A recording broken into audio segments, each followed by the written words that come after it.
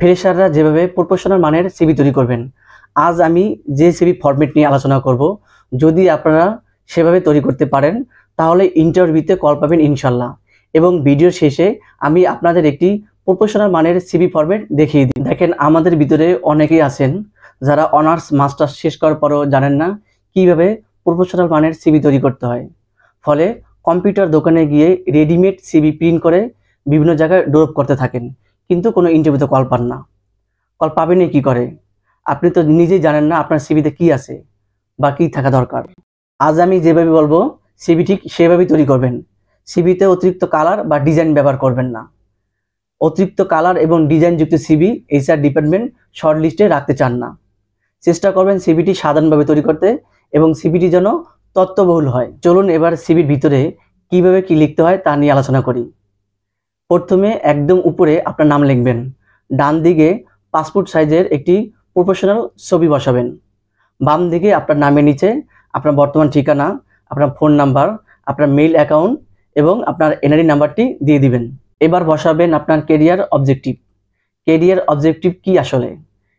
মূলত career objective হচ্ছে আপনার কেরিয়ারের উদ্দেশ্য, অর্থাৎ আপনার কর্মজীবনের মূল লক্ষ্য কী, আপনি কোন কোন ধরনের প্রতিষ্ঠানে কাজ করতে চান এবং কর্মজীবনে আপনার কি কি অর্জন করতে চান তার সংক্ষিপ্ত বিবরণ, যা আপনি আপনার মতো করে সুন্দর করে লিখবেন। এবার বসাবেন আপনার স্কিল।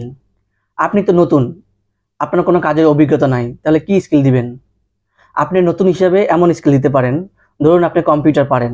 এখন কম্পিউটার আপনি কি কি পারেন তা বসাবেন, যেমন MS Word, MS Excel, MS PowerPoint, Adobe Photoshop. আবার মনে করেন আপনি অনেক চালাক এবং অনেক বিচক্ষণ লোক, তাহলে আপনি স্কিল এরকম দিতে পারেন: কমিউনিকেশন স্কিল, নেতৃত্বের স্কিল, ম্যানেজিং স্কিল ইত্যাদি। এরকম সুন্দর করে আপনি স্কিলগুলো সাজিয়ে দিবেন। এবার দিবেন আপনার শিক্ষাগত যোগ্যতা। আপনি যতটুকু পড়াশোনা করেছেন সবটুকুই দিয়ে দিবেন, কিন্তু মনে রাখবেন শেষ থেকে প্রথমে যাবেন। অর্থাৎ আপনি যদি মাস্টার্স পাস হয়ে থাকেন তাহলে মাস্টার্স থেকে একদম এসএসসি পর্যন্ত দিবেন। এরপর বসাবেন আপনার ব্যক্তিগত তথ্য। ব্যক্তিগত তথ্য কী কী দিবেন, যেমন আপনার বাবা মায়ের নাম, আপনার স্থায়ী ঠিকানা, আপনার রক্তের গ্রুপ, আপনার জন্ম তারিখ, আপনি কি বিবাহিত নাকি অবিবাহিত, আপনার জাতীয়তা। এবার বসাবেন আপনি কি কি ভাষায় দক্ষ, যেমন আপনি বাংলা বা ইংরেজি কতটুকু লিখতে বা বলতে পারেন তা সুন্দর করে লিখে দিবেন।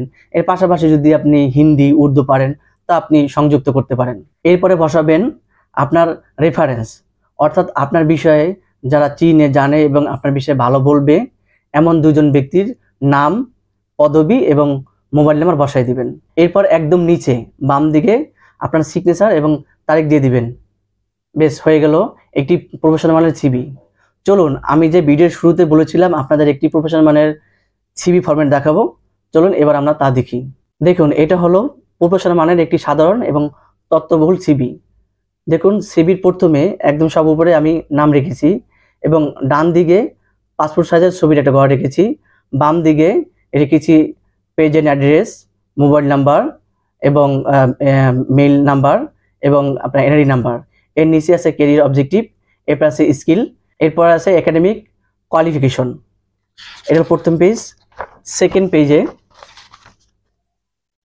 পেজে যখন এডুকেশনাল কোয়ালিফিকেশন শেষ হয়ে গেছে, এরপরে পার্সোনাল ইনফরমেশন অর্থাৎ ব্যক্তিগত তথ্য।